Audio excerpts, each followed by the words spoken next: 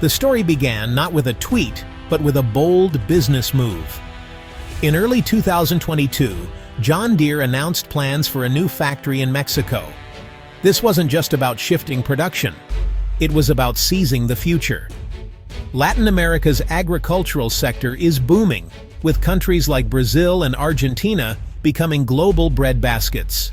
Deere saw the need to be closer to these fast-growing markets.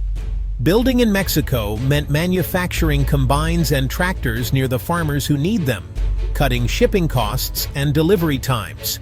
It's a classic multinational strategy. Go where the growth is. For Deere, this was a calculated step to secure its place in a changing global landscape. The U.S. once dominated farming, but now developing nations are modernizing fast. Ignoring this shift would mean falling behind. Deere's leadership knew staying on top meant thinking globally, even if it ruffled feathers at home. The Mexico factory was part of a bigger vision, tapping new revenue streams and ensuring long-term growth. Deere's future sales would increasingly come from outside the U.S. To serve those customers, they needed boots on the ground. The move signaled that while Deere's roots are American, its future is global. The green and yellow tractors may be American icons, but Deere's ambitions now stretch far beyond U.S. borders. Deere's business logic quickly ran into a political storm. Former President Trump, a fierce critic of offshoring, blasted Deere's move on social media. He called it a betrayal of American workers and threatened, "Build the plant in the USA or you will pay big tariffs." The post struck a nerve, tapping into frustrations over lost manufacturing jobs. Trump's America First message resonated with many, casting Deere as another company chasing cheap labor. The threat wasn't idle. Trump had used tariffs as a weapon before. Deere suddenly found itself in a high-stakes political drama. The company was caught between global business needs and a powerful political movement.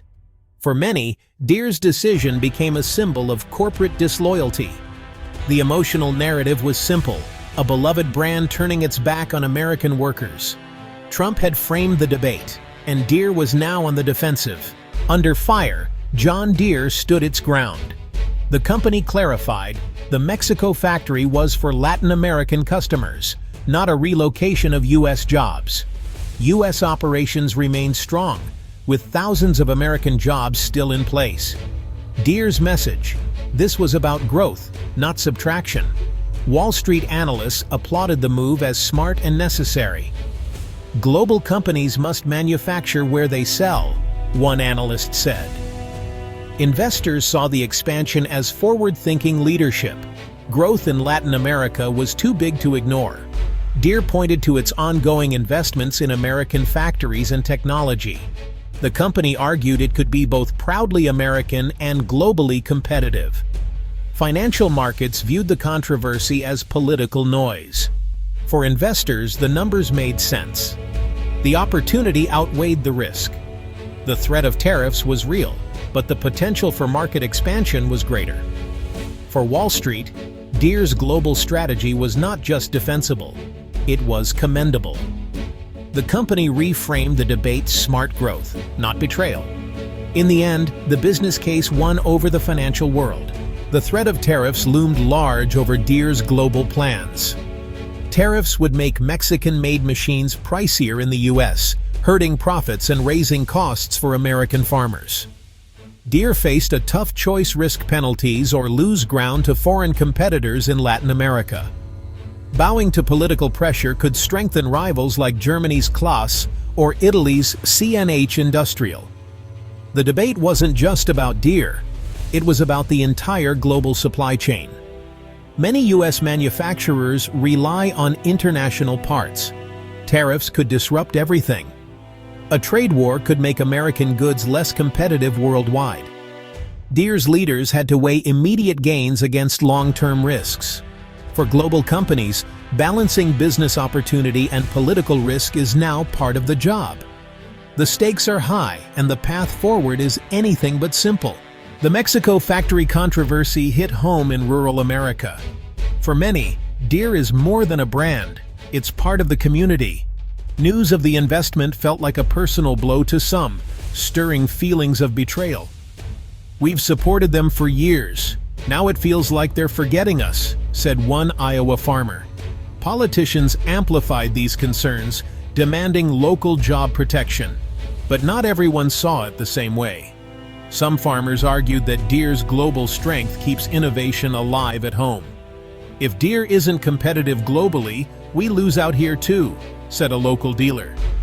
The debate revealed a split loyalty versus pragmatism. The controversy forced rural America to confront what it means to be an American company in a global age. The conversation was about more than jobs. It was about identity and the future. Beyond Mexico and tariffs, a bigger shift is underway. Automation. Deere is investing billions in autonomous tractors and smart technology. These machines use AI and sensors to work fields with precision, day and night. The farmer of tomorrow will manage fleets of robots, not just drive tractors.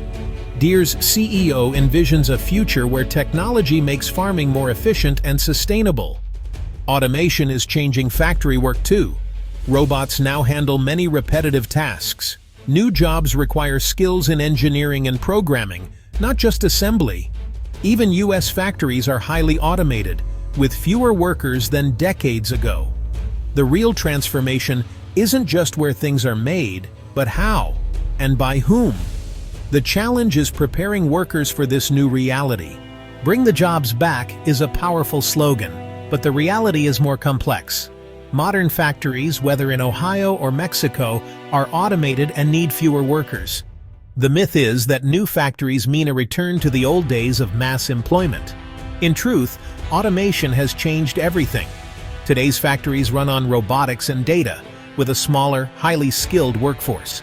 Even when companies invest in the U.S., most jobs are for engineers and technicians. Deere's American plants are among the world's most advanced.